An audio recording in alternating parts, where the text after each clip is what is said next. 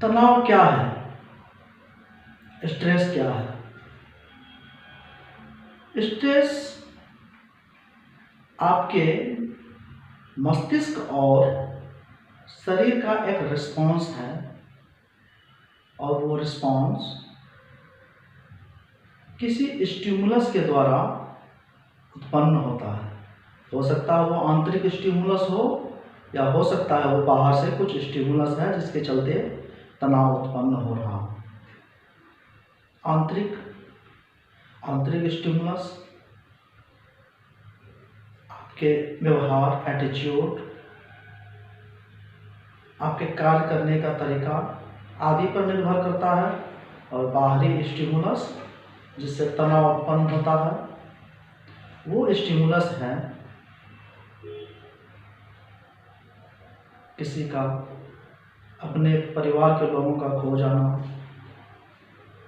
Business में घाटा लग जाना, ऐसी स्थिति जिससे आप अपने संतुलन को बरकरार नहीं कर पाते हैं, वो आपकी मन स्थिति को डिस्टर्ब करता है। यही तनाव है। क्या तनाव अच्छा है? तनाव खराब है? बहुत सारे लोग डिस्कस करना चाहते हैं कि तनाव बहुत खराब चीज़ है, स्ट्रेस बहुत खराब चीज़ है। परंतु स्ट्रेस को सिर्फ खराब ही नहीं माना जा सकता। आज ये दुनिया चल रही है, जो खूबसूरत दुनिया है, लोग इतने सक्सेसफुल हैं, अगर तनाव ना होता तो ऐसा ना होता। तनाव के दो पहलू हैं, एक पॉजिटिव एक नेगेटिव, धनात्मक और ऋणात्मक। तनाव अच्छा भी है, तनाव बुरा भी है। अगर तनाव ना हो, स्ट्रेस ना हो तो बच्चे नहीं पढ़ेंगे। आज हम लोग जिस मुकाम पर पहुंचे हुए हैं उस मुकाम पर हम लोग नहीं होते। ये तनाव ही है जो लोगों को आगे बढ़ने के लिए प्रेरित करता है। वो तनाव हो सकता है कि मजबूरी में हो या हो सकता है इच्छा के अनुसार से। लेकिन जब तक तनाव नहीं रहेगा आप सक्सेसफुल इंसान भी नहीं बन सकते। परंतु तनाव का संतुलित रहना आवश्यक है। तनाव का एक लेवल के बाद हो जाना, जब आप उसको कंट्रोल नहीं कर पाते हैं, अपने आप को बैलेंस नहीं कर पाते हैं, तब वो तनाव हानिकारक होने लगता है, तब वो नेगेटिव डायरेक्शन में जाने लगता है। अगर पॉजिटिव डायरेक्शन में तनाव हो तो बहुत अच्छा है। नेगेटिव डायरेक्शन में जब वही तनाव जाने लगता है, चिंता का कारण हो जाता है, मानसिक स्थिति बिगड़ने लगती है, कई मनोरोग होने लगते हैं, कई बीमारियां घर करने लगती हैं। डायबिटीज, हाइपरटेंशन, IBS की समस्या, पेट का खराब होना, इंसोम्निया, रात को नींद ना आना, कई दिनों तक लोग नहीं सो पाते हैं। ऐसी समस्याएं आ जाती हैं। डिप्रेशन में चले जाते हैं लोग, पता भी नहीं चलता कि कब उन्हें डिप्रेशन हो गया इस स्ट्रेस से। तो कैसे बैलेंस करेंगे इस स्ट्रेस को, इसी पर आज हम बात कर रहे हैं। तनाव किसी उम्र का मोहताज नहीं। जब बचपन से लोग काम करना शुरू करते हैं तब से लेकर मौत के दरवाजे तक लोग आज तनाव में। तनाव समाप्त नहीं होने वाला, ये आपके शरीर का हिस्सा है। अपने जीवन काल में सबों ने तनाव को झेला है और जिसने झेला है वही सक्सेसफुल भी हुए हैं। एक सक्सेसफुल इंसान बनने के लिए छोटे छोटे तनाव को झेलना ही आपको स्ट्रांग बनाता है, आप सुदृढ़ बनते हैं, बड़े तनाव को झेलने की तैयारी करते हैं। हमेशा आप खुश में रहें, खुशी वाले स्थिति में रहें, और अचानक से जब आपके तनाव में आते हैं तब उसको सहन नहीं कर पाते हैं। इसलिए छोटे छोटे तनाव को जीवन में आना भी बहुत महत्वपूर्ण है। स्ट्रेस, लेकिन इसको कैसे बैलेंस किया जाए वो ज़्यादा ज़रूरी है। अगर आप बैलेंस कर लेते हैं तो आप एक सफल इंसान बनने के स्थिति में आ जाते हैं। इससे आप बहुत आगे बढ़ सकते हैं, मिलियनेयर, अंबानी बन सकते हैं अगर आप तनाव में आ जाएंगे तो। लेकिन तनाव को हावी नहीं होने दें, अपने ऊपर हावी ना होने दें। जब तनाव आप पर हावी हो जाएगा तभी आपके पतन का रास्ता भी शुरू हो जाता है। आप बीमार होने लगते हैं, कई रोगों से आप घिरने लगते हैं। जो तनाव में रहते हैं, कोलेस्ट्रॉल लेवल बढ़ जाता है, नींद नहीं आती है, बेचैनी बढ़ने लगता है, धड़कनें बढ़ने लगती है। कई तरह की समस्याओं के साथ वो अपने जीवन को जब गुजारते हैं तब वो जीवन सफल जीवन नहीं कहलाता। कैसे तनाव से बचा जा सकता है, इसी की मैं चर्चा करूंगा। तनाव को आप कैसे कम कर सकते हैं अपने जीवन में। बहुत अच्छी बात है मल्टीटास्किंग। मल्टीटास्किंग अर्थात एक साथ कई तरह के काम करना। एक साथ कई तरह के काम आप करते हैं। आप सोचते हैं कि मैं 4 तरह के बिजनेस एक साथ चला लूँगा, गाड़ी चलाते वक्त मोबाइल से बात कर लूँगा, उसी टाइम में मैं सब चीज़ निर्णय ले लूँगा। क्या यह सही है? कतई नहीं। हमारा ब्रेन एक साथ कई चीज़ों को नियंत्रित नहीं कर सकता। आप कंसंट्रेटेड लेवल में उस कार्य को संपादित नहीं कर सकते हैं। गाड़ी चलाते हुए आप फोन उठाते हैं और बात करते हैं, उस टाइम में आपका ब्रेन उस तरफ से जब ड्राइविंग का अब रास्ते से हटकर ध्यान आपका मोबाइल की तरफ गया, अपने दोस्तों से बात करने में गए और एक्सीडेंट हो गया। इसीलिए कई तरह के कार्य को आप उतने ही संतुलित तरीके से कंसंट्रेटेड वे में नहीं कर सकते हैं। कंसंट्रेटेड वे में काम करने के लिए आपको एक कार्य करना होगा। ब्रेन की एक कैपेसिटी होती है, और जब आप एक कार्य से दूसरे कार्य, फिर दूसरे कार्य से पहले कार्य की ओर आते हैं, आपका ब्रेन का जो सिग्नल है एक एरिया से दूसरे एरिया में जब शिफ्ट करता है तब वो परमानेंट मेमोरी में नहीं जा पाता। जो काम आप करते हैं कल वो भूल सकते हैं आप। कई लोगों का मानना है कि मैं पढ़ते हुए भी गाना सुन लेता हूँ, पढ़ते हुए भी क्रिकेट मैच देख लेता हूँ, तो उस समय की पढ़ाई आपको परमानेंट मेमोरी में नहीं जाएगी। इसलिए मल्टीटास्किंग से बचें। यह आपको स्ट्रेस पैदा कराएगा, आपकी चिंता को बढ़ाएगा। आपके ब्रेन ज़्यादा जब फंक्शनल होंगे तो वो जल्दी थकने लगेगा। इसलिए यह ना सोचे कि मैं एक साथ कई कार्य को संपादित कर सकता हूँ। अब दूसरी बात, स्ट्रेस को कैसे कम करेंगे। आपके अच्छे मित्र हैं, काफ़ी मित्रता है, प्यार करते हैं,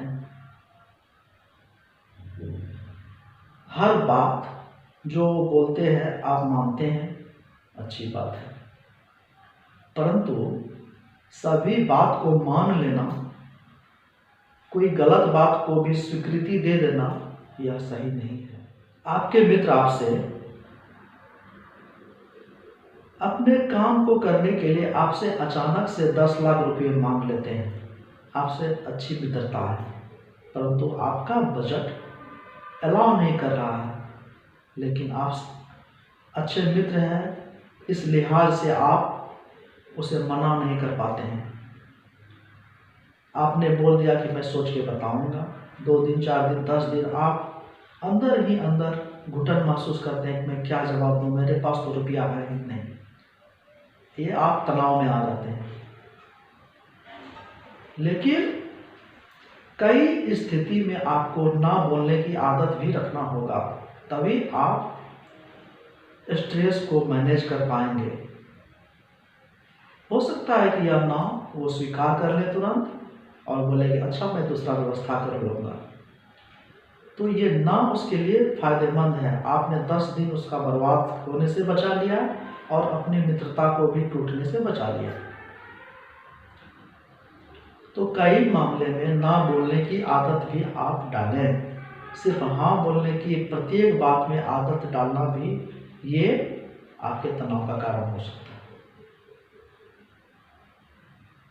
अब बात करूंगा नींद की। जो लोग संतुलित नींद नहीं लेते हैं, नींद लेने वालों की तुलना में उन्हें कई तरह की समस्याएं घेर लेती है, कई तरह की बीमारियां उसमें घर जाती हैं, वो डिप्रेशन का शिकार होते हैं। उनकी जिंदगी आम लोगों की तुलना में आयु घट जाती है। अच्छी नींद आपको तनाव से बचा सकता है। कहते हैं जब शिशु जन्म लेता है तो उस वक्त कम से कम उसे 16 घंटे सोने पड़ते हैं। जैसे जैसे उम्र बढ़ता है, ये 5 साल के बच्चे हैं, उससे बड़े हैं, तो कम से कम उसे 10 घंटा भी सोना पड़ता है, उसके स्वास्थ्य के लिए आवश्यक है। इस तरह से कई उम्र में अलग अलग हम लोग का सोने का टाइमिंग है, और हम बड़े लोग कम से कम 7 से 8 घंटा जरूर सोएं, 7 आवर्स। 7 घंटे की नींद से आप जब जगते हैं, आपका मस्तिष्क संतुलित हो जाता है, आपकी बॉडी में एनर्जी आ जाती है, ऊर्जावान बन जाते हैं। जब काम करते हैं आप, तब बहुत अच्छा महसूस करते हैं, फ्रेश महसूस करते हैं। जो लोग लगातार से काम करते हैं, कम निद्रा लेते हैं, उनके कार्य करने की क्षमता भी घटने लगती है, शरीर में कई तरह की बीमारी आने लगती है, ब्रेन की काम करने की कैपेसिटी घटने लगती है। अच्छी नींद बहुत जरूरी है। अच्छी नींद कैसे ले सकते हैं? हमारे शरीर में अंदर एक घड़ी बनी हुई है, वो घड़ी आपको दिशा निर्देश देता है कब जगना है, कब सोना है। समय पर हम जगें, समय पर सोएं, रात्रि में जल्दी सोने की कोशिश करें, सवेरे जल्दी जगने की कोशिश करें। कम से कम 7 घंटा जरूर सोना है, ये दिमाग में बैठा लेना है। जब आप सोते हैं, कमरा साफ सुथरा रहना चाहिए, शोर शराबे ना हो, बच्चे सही समय पर सो जाएं, टीवी म्यूजिक सिस्टम बंद हो जाए, बेडशीट साफ हो, तकिए सही जगह में लगे हुए, सही पोस्चर में सोना अति आवश्यक है। कमरे की लाइट को बंद कर दें। अंधेरे कमरे में जब आप सोते हैं, तब कंप्लीट नींद आती है। जब लाइट चलती है तब जो नींद होती है वो सही नहीं हो पाता है। डीप स्लीप में आप नहीं जा पाते हैं। जब सोते हैं तब मेलाटोनिन सेक्रेट होता है। वो मेलाटोनिन नींद के रिदम को मेंटेन करने के लिए बहुत आवश्यक है। जब आप गहरी नींद में होते हैं, लाइट बंद होती है तो मेलाटोनिन निकलता है और ये मेलाटोनिन नींद के साइकिल को बरकरार करने के लिए बहुत ज़रूरी है। अच्छी नींद आने से कई तरह के कैंसर से भी हम लोग बच सकते हैं। इसीलिए आप अच्छी नींद लें। कोशिश करें कि आपके जो बेडरूम में हो टीवी लगा हुआ ना रहे। अगर है भी तो उसको बंद कर देंगे सोने से 1 घंटा पहले। मोबाइल को स्विच ऑफ करके रख देंगे या साइड में रख देंगे। आपके तकिए के बगल में मोबाइल ना हो। आधा 1 घंटा पहले मोबाइल ऑफ कर दें।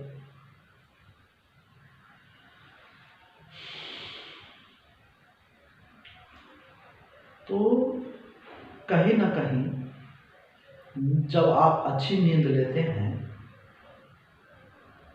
तो दिन भर की थकान उस नींद में समाप्त हो जाती है।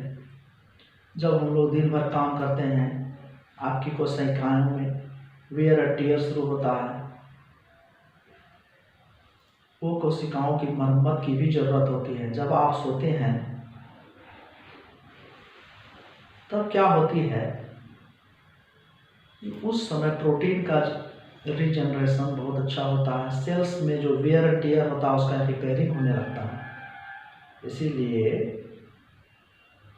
आप लंबे समय तक जवान दिखते हैं अगर आप अच्छे तरीके से सो जाते हैं। तनाव खत्म हो जाता है शरीर से। तो स्ट्रेस को कंट्रोल करने के लिए आपकी नींद भी बहुत ज़्यादा जरूरी है। अब मैं बात करूँगा क्रोध की। हर इंसान क्रोधित होता है, कोई कम कोई ज़्यादा। लेकिन क्रोध क्यों आता है? क्रोध को लाने के लिए कोई अवांछित स्टिमुलस आपको प्रेरित करता है क्रोधित होने के लिए। आपके इच्छा अनुसार काम नहीं होता है या समाज के अनुरूप काम नहीं होता है, तब आपको गुस्सा आता है। लाजमी है कि गुस्सा आना है। लेकिन गुस्सा आना और उसके शरीर के द्वारा आपके मस्तिष्क और शरीर को नियंत्रित करके उसका रिस्पॉन्स देना, ये आपकी जिम्मेदारी है। इसको आप कैसे मैनेज करते हैं वो ज़्यादा ज़रूरी है। कोई आपको प्रेरित करता है, आप तुरंत गाली दे देते हैं, तुरंत उसे मार धाड़ कर उससे लड़ने की कोशिश करते हैं। और जब लड़ते हैं तो एग्रेशन में कुछ ऐसा हो जाता है कि जो कई तरह की समस्याओं को जन्म देता है। उसकी मृत्यु हो जाती है या उसको ऐसा चोट लग जाता है कि जिसके लिए उसे हॉस्पिटलाइज्ड होना पड़ता है। बात बढ़ जाती है। तो यह फिर तनाव को जन्म देता है। आप लंबे तनाव में चले जाते हैं। तो उस स्टिमुलस को कैसे कंट्रोल करके उसका रिएक्शन कैसा होना चाहिए, उसके लिए आपको सोचना होगा और अपने आप को थोड़ा समय दें। जब आपका स्टिमुलस आया कि गुस्सा करने के लिए, तब आप तुरंत से उसका रिस्पॉन्स ना दें। 5 सेकेंड 10 सेकेंड के लिए सोचें कि क्या बेहतर होगा। उसको आप किस तरीके से मैनेज करते हैं। अगर आपने अच्छा मैनेज कर लिया तो बिना लड़े गुस्सा को ख़त्म कर सकते हैं और अच्छा रिजल्ट आ सकता है।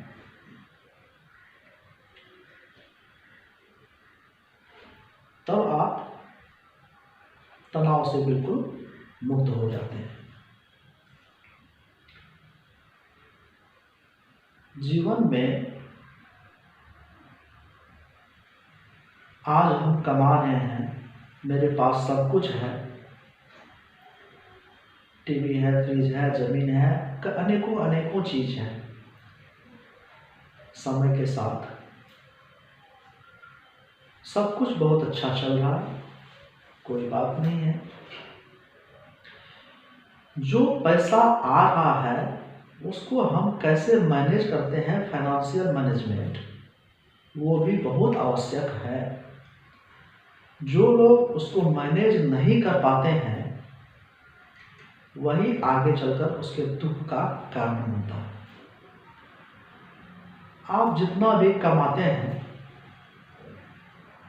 चलिए 60% आप उसमें खर्च कर देते हैं मेंटेनेंस में, लेकिन जो 40% बचता है उसको मैनेज करना होगा, अभी के लिए नहीं, भविष्य के लिए, फाइनेंशियल। जब आप रिटायर हो जाते हैं, आप जॉब में हैं, पैसा आ रहा है, बहुत अच्छी बात है, 65 एज हो गया, आप रिटायर कर गए, आपकी इनकम हाफ हो गई, लेकिन जीने का तरीका तो आपका बदल नहीं सकता, खर्च तो आपका कम नहीं हो सकता। उन दिनों के लिए भी सेविंग करना उतना ही महत्वपूर्ण है, अन्यथा आप उस वक्त स्ट्रेस में चले जाएंगे। आप अपने पैसों को, कुछ हिस्सों को इंश्योरेंस में दें, कुछ हिस्सों को आप मेडिकल इंश्योरेंस में दें, और कई तरह के इंश्योरेंस हैं, आपके सामान का इंश्योरेंस है, उसमें भी लगाना जरूरी है। अचानक से आपकी समस्याएं जब आ जाएगी, उस स्थिति में आपके पास पैसे नहीं है, तो अचानक से आप स्ट्रेस में चले जाएंगे। इसीलिए मनी मेंटेनेंस और मनी मैनेजमेंट बहुत ज़्यादा ज़रूरी है, उसकी बात करना बहुत ज़रूरी है, तभी आप स्ट्रेस लेवल से भविष्य में भी बचे रहेंगे।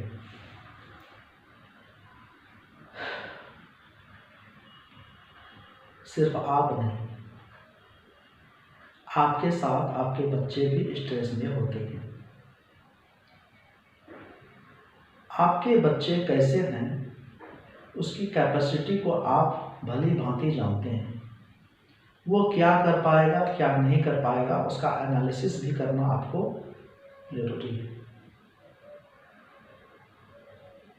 ये आप नहीं सोचें कि आपके पड़ोस की तरह आपके बच्चे भी डीएम और एसपी ही बनेंगे, डॉक्टर ही बनेंगे। उनकी इच्छा को जानने की कोशिश करें, क्या उनकी हॉबी है, उसके अनुसार से उसका चयन करते हुए उसको सपोर्ट करें। हाँ, वो गलत दिशा में ना जाए, उसे कोई गलत आदत ना लग जाए। आपके बच्चों के चलते भी आपको स्ट्रेस आ सकता है, आपके बच्चों को भी स्ट्रेस आ सकता है। अनावश्यक पढ़ाई का बोझ उसके मन में ना डालें। आजकल कई सुसाइड एक्टिविटी बच्चों में बढ़ गई है, स्ट्रेस लेवल के चलते। स्ट्रेस बहुत ज़्यादा है, माता पिता चाहते हैं कि और अच्छा करे और अच्छा करे, फर्स्ट करे, क्लास में फर्स्ट करना ही है। इसके चलते बच्चे उसे टॉलरेट नहीं कर पाते हैं और सुसाइडल एक्टिविटी जो हो जाती है, घर से भाग जाते हैं। ऐसी घटनाएं मैं देखता हूँ और समाज के लोग भी देखते हैं।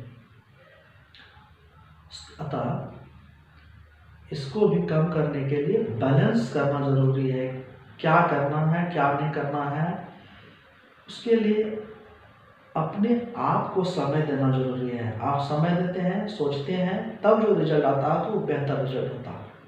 जल्दी में सोचे गए विचार, जल्दी में लिए गए निर्णय वो सही नहीं हो सकते। इसीलिए अपने विवेक से सोचने की कोशिश करें कि क्या सही है और क्या गलत है। जब इसको हम लोग देख लेते हैं तब जो रिजल्ट आता है वो आपको तनाव से दूर रखेगा। लंबे समय तक तनाव में बने रहना वो कई तरह की बीमारी को जन्म देता है, उसे रोकना जरूरी है। सप्ताह में 3 दिन और 3 महीने तक अगर लगातार आप तनाव में बने रहते हैं, स्ट्रेसफुल कंडीशन में रहते हैं, नींद नहीं आती है, तो समझिए कि आपको डॉक्टर से मिलने की जरूरत आ पड़ी है। ऐसी स्थिति में मानसिक रोग विशेषज्ञ के पास जाएंगे और अपनी बात को रखेंगे। नींद लाने के लिए नींद की दवा कोई सॉल्यूशन नहीं है, वो नॉर्मल स्लीप नहीं है। नॉर्मल स्लीप उसे कहते हैं जब खुद ब खुद आपको नींद आ जाती है। तनाव दूर करने के लिए एक्सरसाइज का बहुत बड़ा रोल है। मैं बार बार चर्चा करता हूँ एक्सरसाइज। जब आप एक्सरसाइज करते हैं, एरोबिक एक्सरसाइज की मैं चर्चा करता हूँ, स्ट्रेचिंग एक्सरसाइज की चर्चा करता हूँ। एक्सरसाइज करने वाले लोगों में देखा गया है कि जो आधा घंटा प्रतिदिन एक्सरसाइज करते हैं उनकी नींद नॉर्मल लोगों की तुलना में ज़्यादा अच्छा होता है। वो तनाव को ज़्यादा अच्छे तरीके से मैनेज कर पाते हैं। डीप ब्रीदिंग मैं कहता हूँ बहुत अच्छा है। जब आप तनाव में आते हैं, लंबी गहरी सांस लें, फिर सांस छोड़ें, लंबी गहरी सांस लें, फिर सांस को छोड़ें। उस पर फोकस करें और इमेजिन करें, परिकल्पना करें कि सांस छोड़ते वक्त आपका तनाव निकल रहा है। सांस जब ले रहे हैं लंबा सांस, तो आपके पास पॉजिटिव एनर्जी का प्रवेश हो रहा है। ये सोचें, ऐसा सोचते सोचते तनाव से आपका डेविएशन हो गया और अपने आप को बेटर महसूस करने लगते हैं। योग करते हैं, मेडिटेशन करते हैं, बहुत अच्छा है। इससे आपका तनाव समाप्त होता है। खाना पीना संतुलित खाते हैं। आप क्या खाते हैं? कहते हैं, गांव में एक कहावत है, जैसा अन्न तैसा मन। सत्य है। जो आप खाते हैं उसी के अनुसार से बॉडी का रिस्पॉन्स होता है। हमेशा संतुलित भोजन खाएं, एक तरह के भोजन नहीं खाएं। मैं बार बार भोजन के बारे में बताता हूँ, बैलेंस डाइट के बारे में बताता हूँ, कैसे खाना, तो उस तरह से खाने की ज़रूरत है। तो इस तरह से जीवन में आप एक्सरसाइज, योगा, मेडिटेशन, खान पान और अपने बिहेवियर को चेंज करके तनाव से मुक्त हो सकते हैं। आज हम इतना ही बताएंगे, फिर मिलेंगे अगले दिन। तब तक के लिए लेते हैं विदा। Thank you. मेरे चैनल को लाइक करें, शेयर करें, सब्सक्राइब करें। इसी तरह से मोटिवेशनल एंड एजुकेशनल वीडियोज़ के साथ मैं आता रहूँगा आपके स्वास्थ्य की देखरेख के लिए। Thank you.